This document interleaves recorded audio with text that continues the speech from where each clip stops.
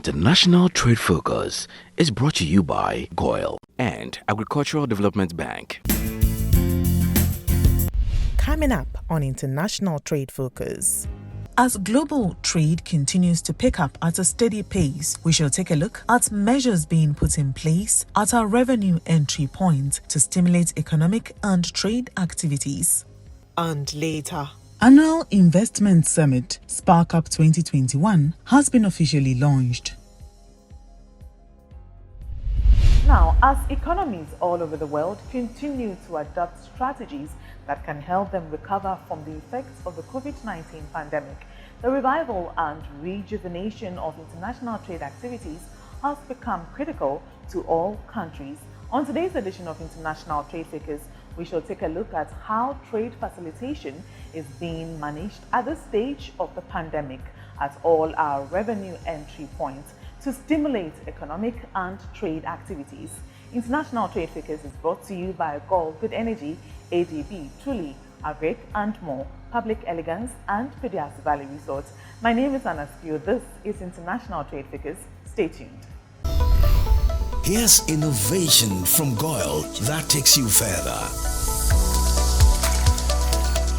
New GOIL Super Synthetic 5W20 and 5W30 lubes have been expertly crafted with the latest in liquid engineering technology, highly advanced for modern engines, prolongs oil change intervals, save you fuel, clean, protect and enhance engine performance.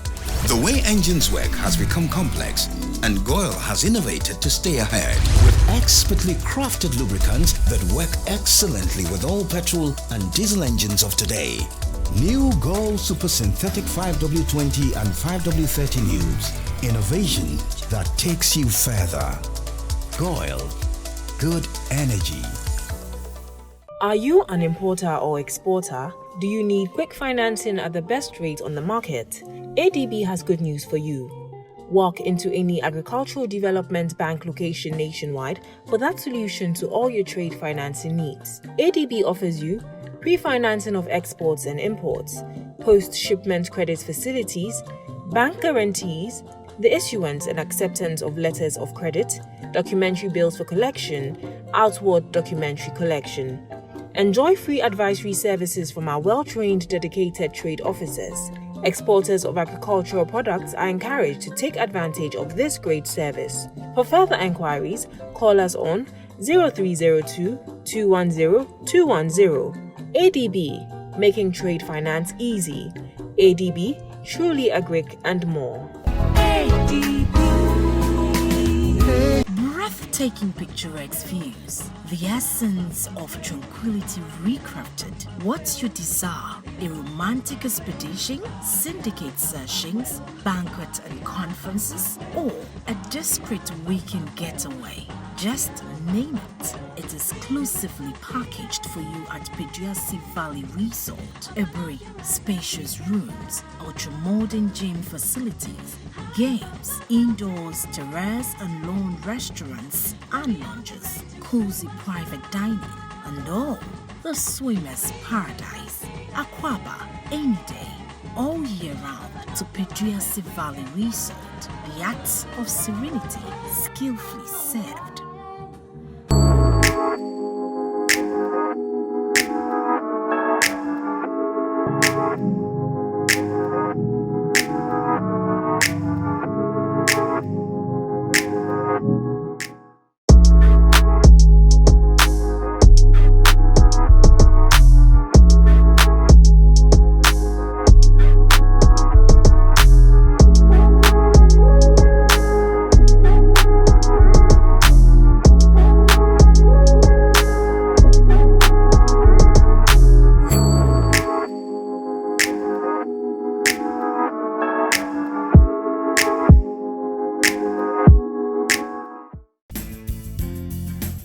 Right, if you just tuned in, you're watching International Trade Focus.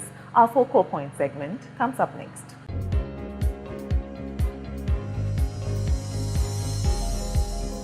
After a sharp decline in global trade as a result of the COVID-19 pandemic in 2020, global trade is now bouncing back strongly than earlier projected. According to the United Nations Conference on Trade and Development (UNCTAD), international trade activities has recorded a faster recovery from the recession caused by the pandemic than in the last two trade seasons. Global trade statistics shows that trade recovery from the COVID-19 crisis hit a record high in the first quarter of 2021, increasing by 10% year-on-year and 4% quarter-over-quarter. The report further indicates that the impressive rebound in the first two quarters of 2021 is mainly driven by the strong export performance by some leading exporting countries. However, the report indicates that trade in services remained substantially below average as a result of slow pace of recovery for tourism and hospitality sectors. In addition, the energy sector continues to lag and international trade in transport equipment remained well below averages. In Ghana, latest trade statistics indicates that international trade activities are picking up after registering some decline in 2020. The Customs Division of the Ghana Revenue Authority that are in charge of the collection of import duties at Ghana's entry points are optimistic of reaching their revenue targets as trade volumes continue to register steady growth. The Commissioner of the Customs Division of the Ghana Revenue Authority (GRA), Colonel DAMOAH, revealed that Customs was able to collect 12.3 billion cedis revenue in 2020, which exceeded their expected revised target of 10.9 billion cedis. Having positioned itself as a gateway to international trade in the sub-region, it's expected that Ghana's strategic geographical location will continue to attract transit goods meant for landlocked countries, thereby increasing container traffic volumes at the Tema and Takoradi ports. At the global level, the volumes of goods and services were expected to reach $6.6 trillion by the end of the second quarter of 2021. It's uncertain how trade patterns will be shaped through the year. Nevertheless, fiscal stimulus packages, especially in developed economies, are expected to strongly support the global trade recovery throughout 2021. Retired Colonel DAMOAH is the Commissioner of the Customs Division (GRA) and our guest for today. Our in-depth segment promises to be insightful. Take a look.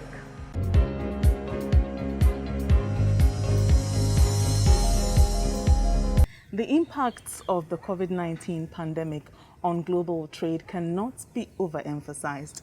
Now, as international trade activities continue to pick up at a steady pace, it has become the responsibility of individual countries to ensure that they put in place measures and strategies that can help them bounce back from the effects of the COVID-19 pandemic. Our guest for today is retired Colonel DAMOAH. He is the Commissioner of the Customs Division (GRA). Thank you for being a part of our program today. Thank you. So, to me, it looks as though as several countries are struggling. For the case of Ghana, it's different. Now, we know that the Customs Division and GRA was able to exceed its targets. Now, it collected 12.3 billion cedis proceeds in 2020, which exceeded the revised target of 10.9 billion cedis. Now, that's very impressive. So we shall talk about that. But before we do, let's take a look at the COVID-19 pandemic and its impact on international trade activities, particularly here in Ghana. In 2020, COVID was at its peak. How would you say it affected international trade-related activities in Ghana? There's no doubt that COVID has really affected and disturbed the supply chains all over the world. Now, because first and foremost, it affected the health of human beings and all activities are undertaken by human beings. So straight away, it meant that the production lines all over the world were affected. And then, in addition to the health concerns, we had to put restrictions on movements of people and all that. And so that also was another major setback to international trade. If you don't have people moving, you want goods and services to move across boundaries, across countries, across continents. But then in most cases, it takes human beings to do the negotiations, do the surveys, and then also engage in the trade itself. So when you have restrictions, as we had for a greater part of the first half of 2020, all countries had imposed restrictions on movement of people, and therefore that also affected movement of goods. And when in some extreme cases, the lockdowns meant that people were not even to leave their homes, so you couldn't go to work. And if you did not work, you were not going to produce. And if you did not produce, you won't have goods to supply. So that's how it really affected the international trade, because the base of production had been seriously disturbed. The human beings who are working in the factories, who are doing all sorts of things, involved in ensuring that we have production lines working, had been restrained from going to work, had been affected by health. In some cases, people were dying in thousands, and as we have learned now, we are in the millions. So when you are losing lives in these large numbers, and the health of people are affected, and they can't go to work, and even to find food to eat, and that became a major challenge. And that's how come that the whole world is reeling under the effect of COVID-19. It's a very serious matter when it gets to that, because the recent economic development gravitates around interdependency. You can't do it alone. It's no longer battery, so that you try to say that within my own economy, I want to do everything. You specialize, you take advantage of your comparative advantage in the production of goods and services. So then you have to undertake exchange. And we have various agreements, bilateral, multilateral, to ensure that these things happen. And then suddenly, this, I call it global tragedy, hits all of us. And we have become individualistic. Every country looking into themselves to see what they can do for themselves, forgetting about the rest of the world. So, and you can't just do that, because you will need certain things from other countries, other continents, other people. So it took some time before the realization done that, okay, the letter that we have, we need to ensure that goods will continue to be exchanged. And then we started allowing just the movement of goods for a while, and then later movement of human beings. So it's something that has affected the whole world, and Ghana also suffered our part. You remember when the first lockdown came, all the hue and cry about it. How do people who live on daily basis, you go to work, have something, and then you virtually spend everything, and the next day you have to go to work. Now all these people were supposed to remain at home within the greater Accra, the greater Kumasi area in particular. And then, so that also brought some pressure on government. You needed to find some food for these people, you needed to find some resources to, and meanwhile, the revenue, because people are not undertaking activities, so revenue from both imports and local domestic mobilization was just not there. But the pressure, the need to do so many things to help alleviate the hardships of COVID was also on the increase. So there was so much pressure on government. Thank God, in our case, if you took even the original budget targets, we're quite close to achieving it. So it meant that we really did very well under those circumstances. Where before we talk about that, gradually global trade is picking up. What is Ghana's situation? Are there some figures that you can share with us? Are we also picking up as far as international trade is concerned? Yeah, the Ministry of Finance and Ministry of Trade and Industry have put up some programs. You might have heard about Tampa, Ghana Cares and all that. So COVID, alleviation, relief, and all that. So these are deliberate, conscious efforts being put up by the government through the Ministry of Finance and Ministry of Trade. And it is not easy to quantify the figures because, one, the effect of COVID was to slow down trade, and therefore the volume of imports to some extent reduced, and then the composition of imports also changed. Because previously, would you need masks? Now you need masks. Would you need sanitizer? Certain things that originally we wouldn't have needed in those large quantities, now we need them. Health equipment, things that you needed to be able to get people alive. So now we use the vaccination and all that. So these are things that are also coming on board now because of COVID. So we are unable to produce them. We are now making efforts. The president, through the Minister of Finance, recently announced that some amount of money is going to be devoted in dollars for local production of vaccines to combat COVID. So that's also a new challenge that COVID is, as it were, making us think around to be able to do things such that we will not be always relying and depending on foreign countries to get things right. So it's brought some new challenges, it's brought some new opportunities. What matters is that our ability to turn some of these threats and some of the challenges into opportunities. And I think that we are on course. The Minister of Finance is doing a lot. Tomorrow, God willing, I think the Minister for Finance is going to have a program at Kempinski, and it's all about COVID, about Tampa Ghana case. The measures that have been put in place to ensure that first, people will not lose their jobs, because it wasn't easy. You remember during the whole of last year, teachers were home, but they were being paid.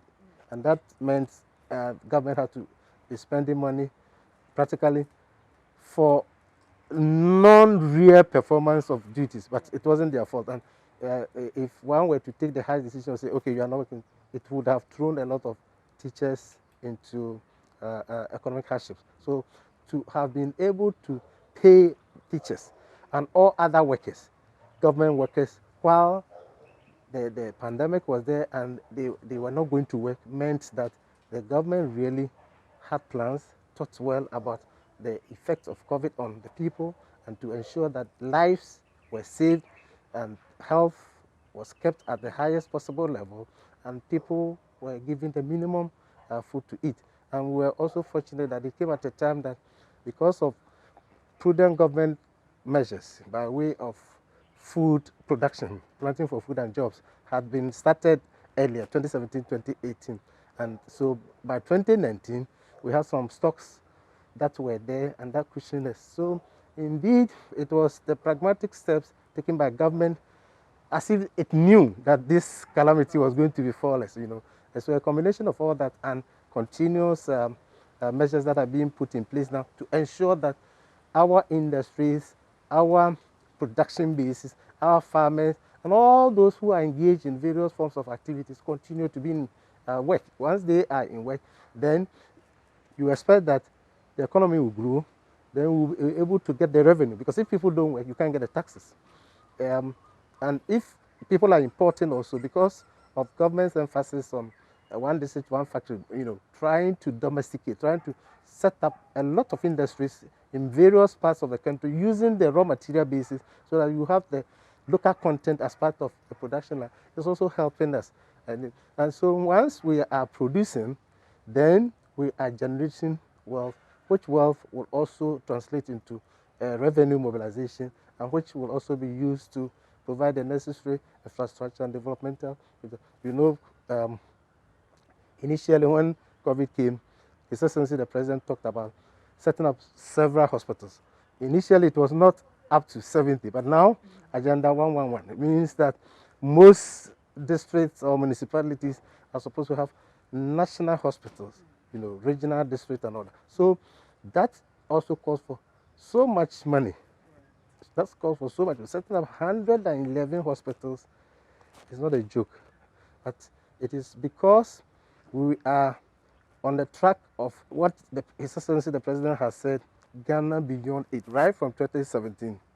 That clarion call, which was being heeded to, provided opportunity for us, because we were gradually being psyched to think about ourselves, using our own resources to provide our means, because definitely the donors had become fatigued. Donor fatigue was there. Nobody was prepared to give it. And now, if you take the situation that we have confronted the whole world, everybody is grappling with their own challenges. So who is going to always be the Father Christmas giving you? So once we had come to that realization that our destiny was in our own hands and we needed to work and work hard to make sure that we mobilized the resources locally to do most of the things, I am hoping that most of the measures using electronic means, the Ghana.gov and all that, and paperless, cashless and all that, will ensure that as much as possible, the little that we have, we would be able to harness it well.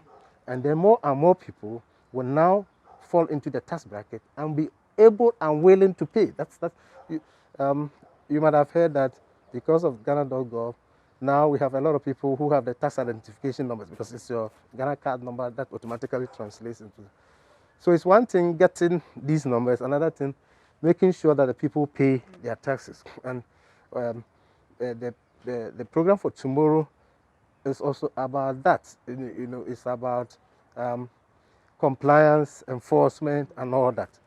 So assurance that people would live up to their responsibilities and pay appropriate taxes for work that they do. The law says that income that you get from employment, unless the law otherwise says, you must pay taxes on them. But we know there are so many people who earn reasonable amounts of money by way of income and yet don't pay. How many of us don't engage artisans to do work for us and we just pay them and they go without paying anything? You hire the services of plumber. He comes, he says, to do the plumbing work for this building, give me 5,000. He takes the 5,000, just the 5,000, nothing, he doesn't pay anything.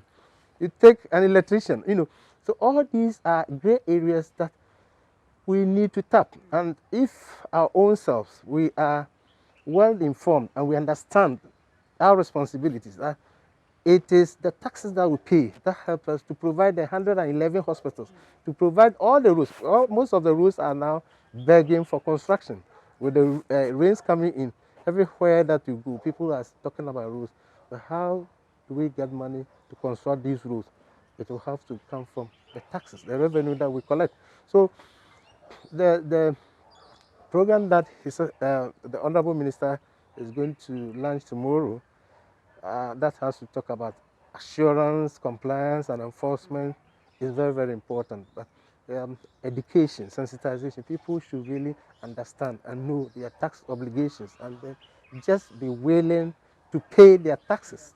So self-compliance is about the best method.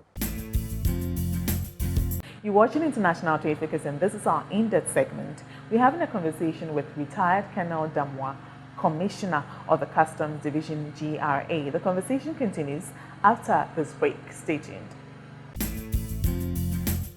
Breathtaking picturesque views, the essence of tranquility recrafted. What's your desire? A romantic expedition, syndicate sessions, banquet and conferences, or a discreet weekend getaway? Just name it. It's exclusively packaged for you at Peduasi Valley Resort. Every spacious rooms, ultra-modern gym facilities, games, indoors, terrace and lawn restaurants and lounges, cozy private dining, and all the swimmer's paradise. Aquaba, any day, all year round to Peduasi Valley Resort. The acts of serenity skillfully served. Here's innovation from Goyle that takes you further. New Goyle Super Synthetic 5W20 and 5W30 lubes have been expertly crafted with the latest in liquid engineering technology, highly advanced for modern engines, prolongs oil change intervals, save you fuel, clean, protect and enhance engine performance. The way engines work has become complex, and Goyle has innovated to stay ahead with expertly crafted lubricants that work excellently with all petrol and diesel engines of today. New Goyle Super Synthetic 5W20 and 5W30 lubes. Innovation that takes you further. Goyle. Good energy.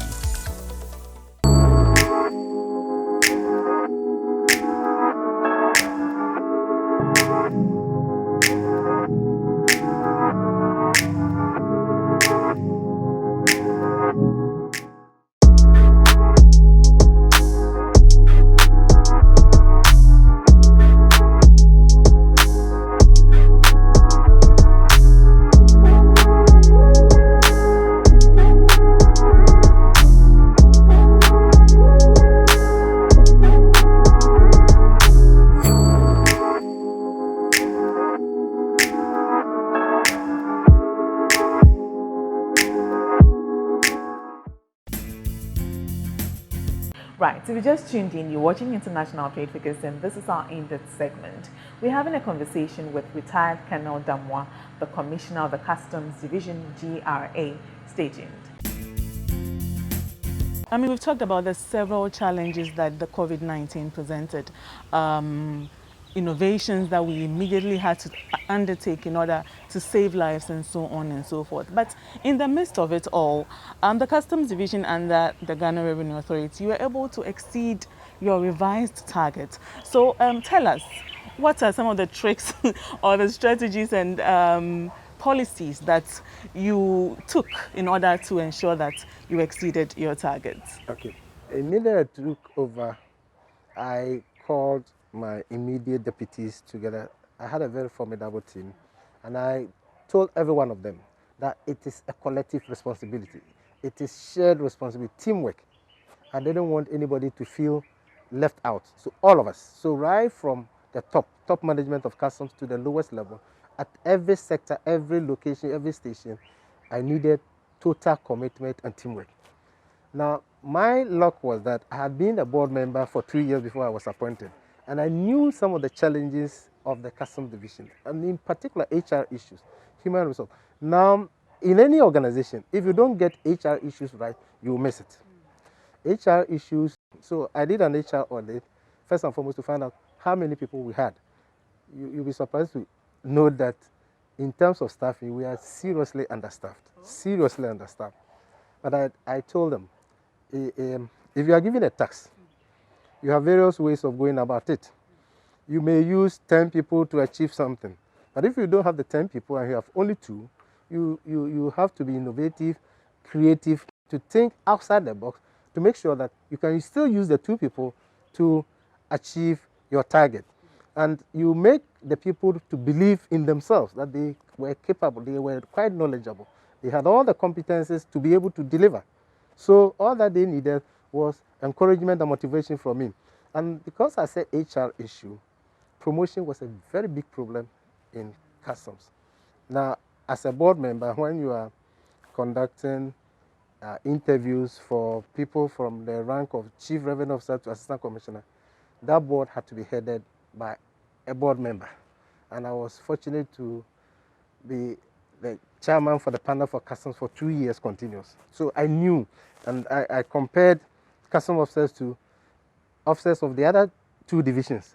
And you could see that customs officers somehow were not at par with their colleagues from the other divisions.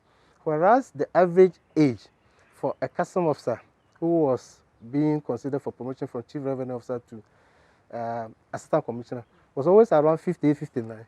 In the cases of the other 2 divisions, it could be as low as 40 something or 50. So most of them, they were almost going home when they were now being called to come for interview. So we had a look at the problem, and we realized that we needed to have some expansion in the customs division because that was what was creating the problem. Fortunately, we made some submissions to the board, and then the board approved of it. So we created some new departments, and so we had more deputy commissioners. And once you have more deputy commissioners, it means you have more assistant commissioners. And then those who had also been in appointment and were qualified and eligible for promotion were also considered. So we had a lot of promotions last year. And when I took over, I went around the whole country, every sector, every sector. So wherever I went, these were their challenges, promotion, postings, and all that. So I assured them that we would do that. And then when they saw the results coming, that indeed, I just didn't say they will be promoted, but they saw the promotions. They had more deputy commissioners now than ever, more assistant commissioners now than ever. So that gave them the assurance, and the lower ranks also. So we gave a lot of promotions, and people were motivated. And the pep talks, I got involved personally everywhere. I would go have the officers and then the junior rank sit, discuss issues, and you'll be surprised to hear that I went to a place and shook hands with an officer, and he shed tears. Why? In his life, that was the first time he was seeing his commissioner. He had never seen the commissioner. And now he sees a commissioner who shakes hands with him. So that alone, he took photographs with him, showed it to them. And so that was motivation. And I told them that our destiny lied in our own hands, and we swam and sang together. It was not only me, it was commissioner plus everybody. So everyone from the lowest level, from the junior revenue assistant, whatever category 4, 3, 2, 1, up to the highest level were part of it. So if the glory came, it was for all of us. If there was any humiliation, it was for all of us. So, but I told them that I wanted to lead a very proud customs division. I wanted every customer officer to feel proud to belong to customs division, and that they should work chest out, and they needed to do the right thing. So they were motivated? Yes. I had gone around, I had listened to them, and I had known before even going around that they had serious human resource issues. And the major one was promotion. Everywhere you went, promotion and postings, and then also issues about uniforms. You know, I was saying that I wanted them to feel proud to belong to customs. They will be identified by the uniform they wore. I didn't want anybody to dress shabbily. You needed to be smartly dressed. If you were at a checkpoint, you know, appropriately dressed to make the person engaging you, your valued partner, the taxpayer, the importer, to see that, yes, I'm dealing with serious-minded people, people who are smart and they know their job. So when I told them that, and we made sure that we supplied them with the uniforms and boots and all that, and weapons, most of the things that they need, logistics support, vehicles and all that. So when the promotions came, then they all believed that indeed I meant what I said, and so they were also prepared to work hard for the Customs Division, for Ghana Revenue Authority, and then for Mother Ghana. So that was one of the reasons why, if they themselves say that it was one of the major things that really motivated them to work. I also believed in capacity building. I spoke to the sector commanders, the people who are put in charge, the departmental heads, the deputy commissioners, to impart knowledge, to share knowledge. Before COVID, there was opportunity everywhere. People were going on foreign courses and then in local courses. But with COVID, all forms of gatherings had been. So I said they needed to do it. And if you're a sector commander, find a way of imparting knowledge to your subordinates. Let them understand. So they had to be going around, and I was always finding out how they were doing it. So they were encouraging their subordinates, teaching them. I had a deputy commissioner who would leave his seat and go from desk to desk and be imparting knowledge, and everybody was involved. We kept meeting our meetings, and we were asking the feedback on it. And so once you build the capacity of people and they are knowledgeable enough to know, there are two major things that in customs matter: classification and valuation. Classification is when somebody brings the goods, you should be able to identify the type of commodity or cargo that has come. So you classify it appropriately. And it is only when you classify it appropriately, then you can impose the appropriate value. That has to be worked on. It is the value that you apply the duties on. So if you are to apply say 5% on the value of something, and you don't get the classification right, you are likely not to get the correct value, and therefore not likely to get the correct taxes. So you needed to impart knowledge, you needed to teach the junior ones, those less experienced, so that if they saw any commodity, they will be able to give the appropriate classification to it. And then we have a Central Technical Services Bureau. That is where we call the engine of customs, where they do this classification and valuation. We have a lot of young officers there, the ranks of Assistant Revenue Officer, Revenue Officer. But there are a few seniors also there who are quite experienced, who have done classification, valuation at the World Customs Organization level, who have the property. So they were also prepared to impart knowledge because of the understanding we had reached that it was a common shared responsibility. So everybody was playing their part very well. And also, this is not to catch you, sorry. So this is what you did internally.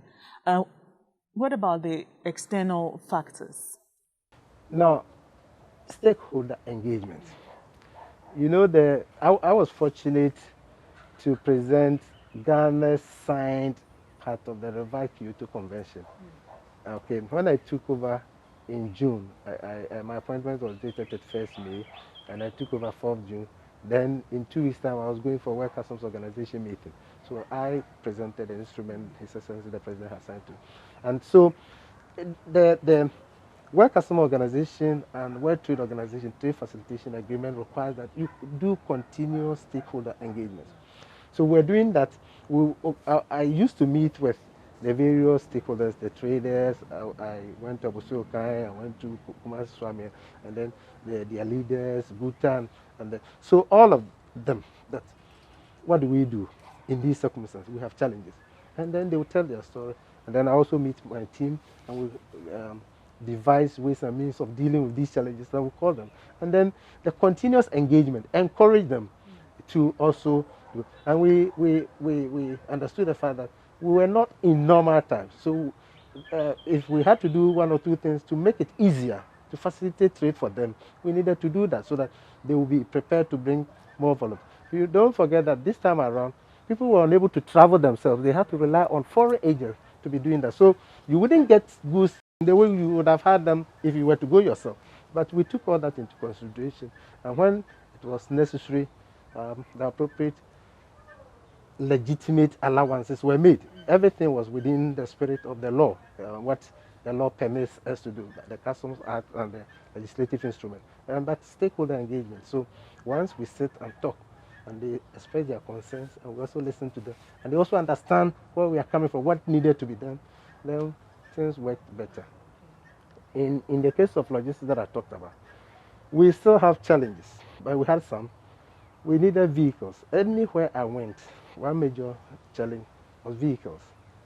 And we were fortunate to have the Danish embassy, Danida, supporting us. Before I took over, they had given us about 25 vehicles, and they were going to bring the tax development partnership with us to an end by December 2019. So my first meeting with them was in August, and they said, well, unfortunately, that was the end of the whole COVID. But when I had the meeting with the ambassador, Her Excellency, and then I took her through the way I was able to let her know that I knew Ghana, I knew every location that my officers were, and the challenges that they were having by way of lack of transport or not having serviceable vehicles, even where they had them. Some vehicles were 2009, 2010 pickups, and you were using very difficult terrains. So after the discussions, she said it was unfortunate because the home government also expected that the program should come to an end. But the way I had spoken, she would see what she could do. I was surprised the following day she wrote, I had demanded I wanted about 20 vehicles, but she wrote and said, because of the way I was able to explain things to her and demonstrated that I knew every part of the country where my officers were, she was prepared to give me 12 pickups. And indeed, they gave me the 12 pickups. And we had the 12 pickups in 2020. So, and they wanted the pickups to go to the rural areas. They didn't want them to be in the city because the first 25, most of them were in Accra, Tema area. So I showed her the list, and indeed we sent those vehicles there.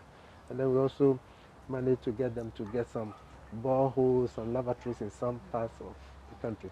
So all these things showed to the officers that we were concerned about their welfare and well-being, in addition to they themselves, their promotion, so that motivated them and then really did the trick.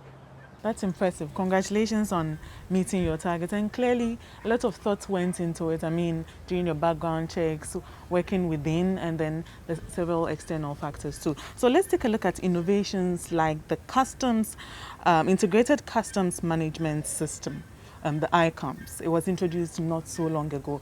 How would you assess the level of progress so far? It was the same 2020. When COVID was ravaging its debilitating effect on us, that we had to introduce this. So you all heard about the initial challenges that we had from the various stakeholders.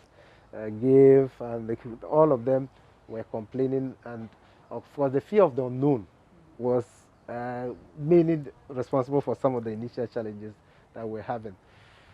But thank God, we were able to commit ourselves. It was something that had the total support of the government, the presidency, the ministry, the GRE, the top management, the board, all of us.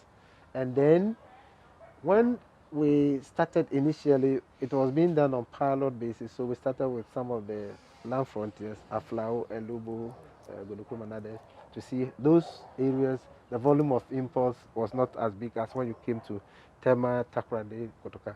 So we started with those ones in February, March, and then we were to start Tema and the whole country in April. Then we had the challenges. We had started Takrade, so the expectation was that whatever we did at Takrade is a smaller version of Tema. So we would build on the experiences there, the lessons drawn, and uh, it was supposed to have started on the 27th of April, 2020. But 24th April, we had a meeting, and Guta and GIF had written letters telling us about challenges that they were having at Takrade. So when we put our heads together, the ministry, the minister for trade and industry, the senior minister's office and all that, we realized that it wasn't going to be easy for us to start the implementation on the 27th of April. That was original. So some agreements were reached with GCNet and West Blues because they were the existing service providers, and then we were bringing this new system. The old system had been around for some time. People had become very conversant and familiar with them, and therefore they were more than prepared to work with those ones than this new one that they didn't know about. But looking at it from the perspective of a clearance system, end to end, you have ICOM's Integrated Customs Management System that starts everything from the beginning to the end. Then you have the previous ones that one service provider did a part, the other also did a part, and in some cases they were not, the systems were not speaking to each other in a coherent manner that we would have wished. But this one, you started a transaction right from pre-arrival to post-clearance, and it was within the same Integrated Customs Management System. So it had an advantage over the previous one. But of course, it had been started long ago. People had been sent to Korea and places. Education had gone on. But yet, the various important stakeholders were still pleading to have more time. But then the determination was there that, look, we needed to move on. So what happened was that the April date was shifted forward to June. So May, importers, declarants had the option to either use the existing systems or use the new system. So what happened was that a lot of people, because they were more conversant with the old system, continued to use the old system. But some, a reasonable number, also decided to use the new system. And then they got to know that the new system was more friendly, easier, with inbuilt, inherent checks and balances that made it much more easier than they had feared. So when we also had meetings with them, and we set up desks to educate them, to assist them where they had challenges. They had officers from Ghana Link and from Customs that would take them through the processes and procedures, explain to them what they needed to do, how they had to go about certain things. Then they got to know that that system, rather, was easier and faster. And so the initial resistance that would be associated with any new system was gradually removed, and people accepted, and we continued engaging them. All of us, the Commissioner General, myself, and the top level, were always with them at Tema. We were using a particular, and unfortunately, the COVID also affected its implementation because our Korean counterparts could not come down. Because of the lockdown, they were there, and if we had system challenges, we had to do virtual meetings, and then interpretation, issue of interpretation. We did it in English. We had to find somebody who would understand English and then translate to Korean and Korean back to English. So that gave us some initial hiccup. But by June, July, we're gradually stabilizing. And since then, things have been much better than we had feared. So ICOMS is now gradually stabilizing. The first phase, it was broken into phases. The first phase was to look at the existing facilities, consolidate and enhance them.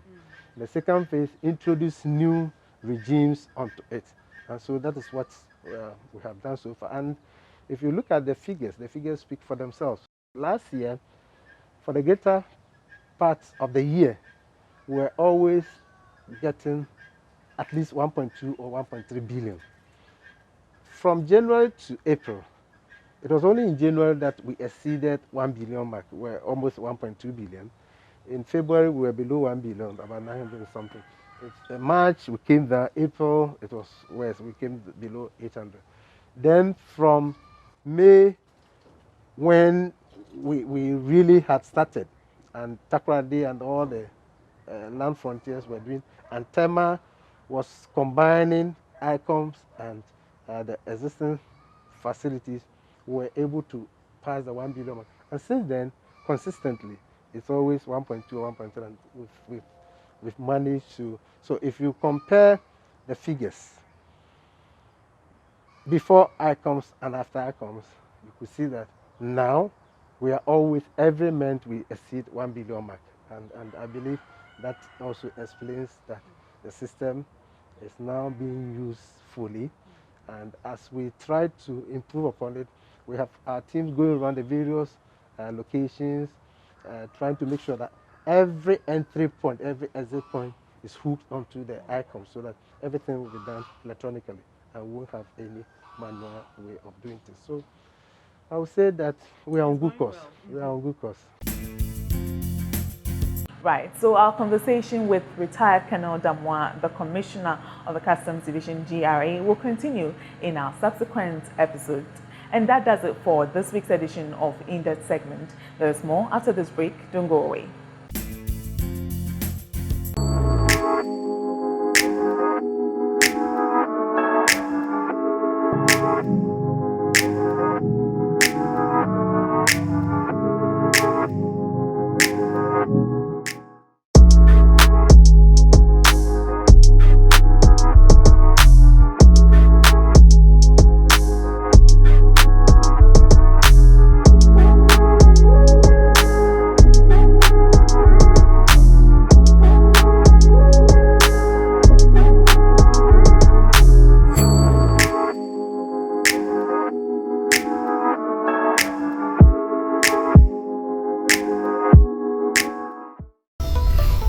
Here's innovation from Goyle that takes you further. New Goyle Super Synthetic 5W20 and 5W30 lubes have been expertly crafted with the latest in liquid engineering technology, highly advanced for modern engines, prolongs oil change intervals, save you fuel, clean, protect and enhance engine performance. The way engines work has become complex, and Goyle has innovated to stay ahead with expertly crafted lubricants that work excellently with all petrol and diesel engines of today. New Goyle Super Synthetic 5W20 and 5W30 lubes. Innovation that takes you further. Goyle. Good energy.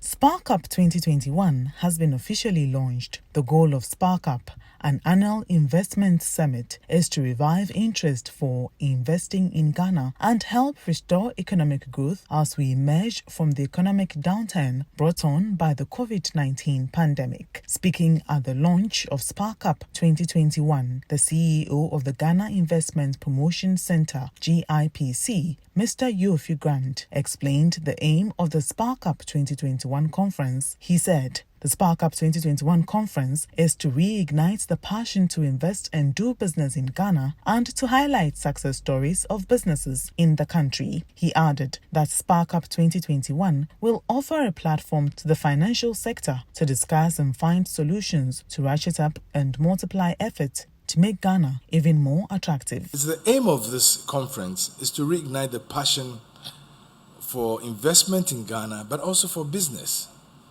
and to highlight the successes that we've had. And you saw one very interesting story of Niche Cocoa. That's just one example. Can you imagine that as we speak, there are currently over 100 new companies that have been set up under the 1D1F? And if we can multiply that, we can inspire more people to do that, we all know what it's going to do to our economy. But we're also going to use this platform to create another platform for investors, investee companies, investment facilitators, and the financial sector at large to discuss challenges and find solutions to actually ratchet up and multiply our efforts into making Ghana even more attractive. Also speaking at the launch, Minister of Information Honorable KWADWO Nkrumah outlined the roadmap of the annual investment summit, Spark Up 2021. So on the 6th of September, here at the Kempinski Hotel, Gold Coast City, we'll be having the first of the Spark Up conferences. It's an annual conference. This is Spark Up 2021, and it's in two parts. There's an opening ceremony where the President, the Minister responsible for Finance, the Minister responsible for Trade and Industry, and other ministers who are responsible for creating this enabling environment will outline to us what has been done so far in creating this enabling environment. The GIPC will also go through the specific investment opportunities that are available and that have been onboarded. And then we'll spend our time doing two major things for the day. One, for these 200 and so investments for 2020 that were registered, we'll have an opportunity to engage with them. Where are they really? And how are they being onboarded across the country? And what sort of value are they creating out there? Facilitator services, those who are responsible for ensuring that they are onboarded, the local communities, the utility service providers, the regulators, those who are responsible for ensuring that we facilitate these billions of investments, these tens of thousands of potential jobs that are to be onboarded. There will be an open, frank interaction so that we will be confronted with the realities of onboarding investments and what all of us can do to make it easier for this $2.7 billion worth of capital, worth of investment to be fully onboarded and for those 27,000 jobs to be occasioned. The theme, as was mentioned by Mr. Grant, is reawakening the giant and maximizing Ghana's investment potential.